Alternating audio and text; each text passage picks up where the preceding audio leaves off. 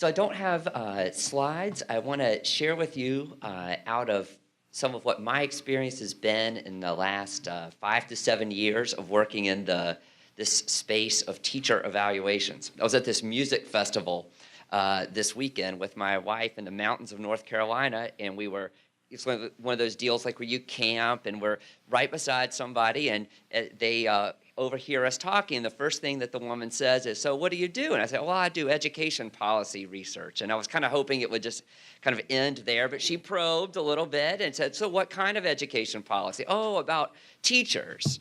"What about teachers?" "Oh, about evaluating teachers." And she just like gave me the most evil stare, completely conversation killer.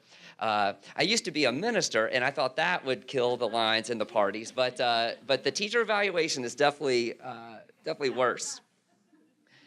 In my role with the Southern Regional Education Board, I work with legislators, I talk with teachers and principals, and with people who work in the state education agencies, all around this issue of teacher evaluation. And so some of what I want to share with you are just what my impressions are about kind of what's going on, and put some questions out there. And your experience and your reporting may have brought you to some different conclusions, and I think that would be great in the discussion to talk about.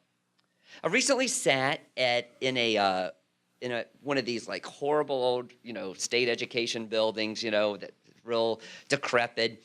We're up on this like climate control-less room on the top floor, and we're poring over the state's new evaluation results that have come in. And I think it's Becky, this is to the point that you raised, I think, during Dana's presentation. So this state, as a race to the top state, has spent millions of dollars trying to make their teacher evaluation system something that they believed would help teachers and help students.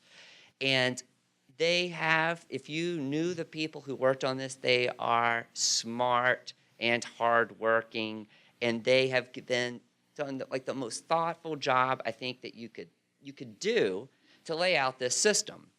And they just get their results back, and lo and behold, it is 98% of the people are coming in effective or higher. And with their theory of action, now for some people that might not be disturbing, but for this particular group it was disturbing, because their theory of action, if they had to talk about how would we know if we got a good teacher evaluation system working, they would say we would show that there's a distribution of teacher overall ratings, and we're not getting it. And so that's why this seemed like bad news. Now, what was interesting, and I count myself among them, our first reaction to this was with a kind of a technical fix, kind of a wonkish approach to it. Well, what do we need to do? Do we need to set the cut score for this measure higher or lower? Do we need to add more measures, take some away, etc.? Very much a kind of a wonkish way of dealing with the issue. I've spent, since that time, 1 month on the road doing focus groups in 2 pretty large states of teachers and principals who are under new teacher evaluation systems. And the more and more I talked with them, the more I thought the wonkish answer, you got to have the policies, they need to be reasonable and in place, but maybe where the next kind of line of this is not going to be in any revisions to policy per se, but to what happens in the schoolhouse. Here's why I want to put that out for discussion. It's all around kind of the psychology of the people who are in the schoolhouse and whether this is actually going to get traction and take off. The first kind of, and I want to raise 6 issues, I think, that are really difficult with this. The first is that very few people, maybe journalists are different, but very few people that I know like being evaluated, right? If you come up to somebody and you say, even if you use the kind of politically correct term, it's not evaluation, I'd like to give you some feedback, right, about that. Very few people get excited by that. It triggers this kind of like pit kind of feeling, at least it does for me, like in my stomach. I'm immediately bracing for something bad to happen. So just no matter what I call it, just this notion is something that makes very few people happy. It's even harder when you've been in a profession, and mine is this way, where you're not used to seeing data about your performance in any sort of comparative context. When I was in Charlotte-Mecklenburg schools, we started releasing value-added results. And it was the first time teachers had seen this. And I want you to hold any skepticism you might have about those actual measures aside, and just for a second, just think about it as you, for the first time, are getting a measure that says, you know what? You're not doing as well as your peers who have very similar types of students than you. And we can't tell you exactly why that is, but we're pretty sure that's the case. This is it. That stings, right? You are used to, it is completely natural, I think, for teachers to feel like that their classes are unique. No one else has students with as many challenges as they have. And when you start to kind of push against that a little bit and say, well, you know what, we are seeing some people really are able to teach our most at-promise students,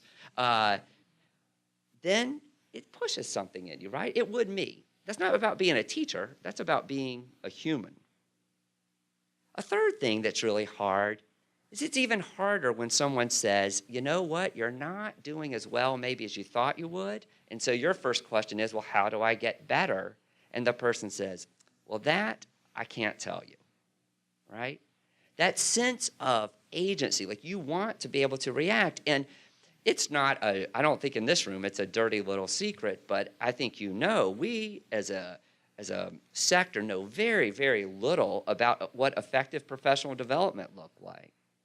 When I go and I talk to people who are leading the state departments and I say, just off the record, how confident are you that you could match what someone is getting on their evaluation, all those different components, all the different evaluation results, to professional development that would actually help them on each of those measures? The answer is not confident at all, right? That's not their fault. There's been a lot of money going around professional development that's never tested in any kind of rigorous way, et cetera. But you see the dilemma imagine if you're the teacher on the end of that. You're like, so you can't tell me how to get better. A fourth thing is, and this is curious for me coming from outside of education, there is this real dichotomy, this way of thinking that in education that baffles me, but about this is formative feedback or this is summative feedback, and never the two shall meet. It's akin to, from my perspective, you remember the people in your in class who would always raise their hand at the end and say now, is this on the test? Is this going to be on the test? I was going to change the way I study for it, right? This is a ingrained way of thinking in education. And I know it has some positive. I'm sure we could talk about some positive things. One negative of it, though, is that then the functions of providing the formative versus the summative get split or siloed within an agency, so that the people who are running the evaluation system aren't talking, the summative feedback, don't talk to the people who are on the formative side. Because the formative folks don't want to be tainted with the notion that their kind of observation and feedback could be used for any kind of personnel way. And if you think about that, that's a very accepted dichotomy in education, but in so many of our jobs, your experience may be like mine. When I had, the best boss I ever had, we had weekly meetings, and we talked about what was going well, what was not going well. It all counted. There was no oh, this week it counts, next week it doesn't. By the time we got to the final evaluation, there was nothing new. It reflected everything that we had talked about over the course of the year. That type of way of understanding is not there yet, I would say, and it causes problems. The fifth thing that's complicating came up in your slide, and people, I would love to hear your thoughts about this. Does putting external sanctions and rewards on the consequences of these evaluation systems, Has it hindered their development, or has it facilitated theirs? There are some people would say, well, it has definitely hurt it, because as soon, if you're the person being evaluated and it's new measures, you're not quite sure how you feel about them, and then people say, and not only are they new and you don't know how you feel about them, you haven't seen them, they're going to count. You may not get your license renewed, and eventually we're going to tie your pay to it. It changes all your thinking under this one line of thought. Changes all your thinking to, what am I? What's going to happen to me? Am I a 2, a 3, a 3.5? Am I a 4? And nothing about the actual instruction that you're getting related to. There's another school of thought that says, yeah, that's something we have to deal with in it, but if we don't have any teeth to it, nobody's going to pay attention, right? People will just kind of keep going and doing their own thing. And so you need some amount of pressure to get people moving in all this, right? So I think, Dana, maybe it was you that said the standardized testing being the wind behind something. Maybe it's the thought that all this could be used in a decision-making way that's kind of at least gotten people talking about it, as opposed to just, throwing it off. Love to get your thought about that.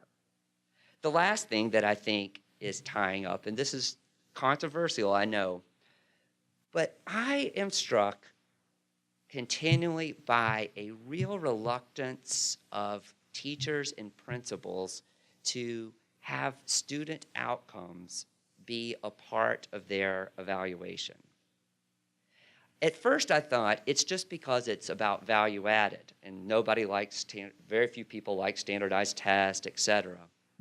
But I started pushing things about student perception surveys, for example, or other types of things that really have to do with the end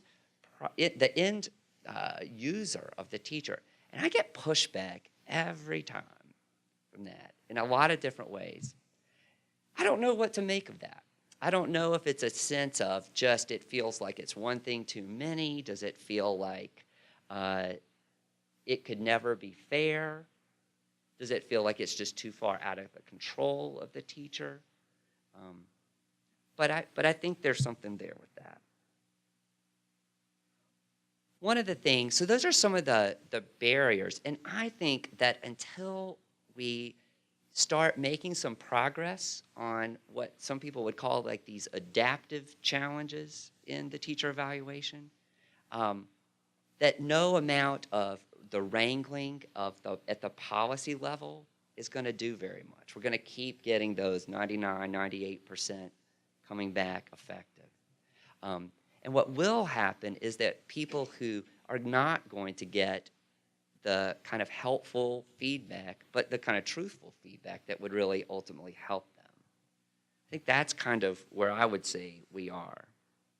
And a question I would put to you, I don't have a list of them, but would be, based on your kind of experience, if you were writing a story about and reporting on what a really good evaluation system looked like, do you know what you would describe?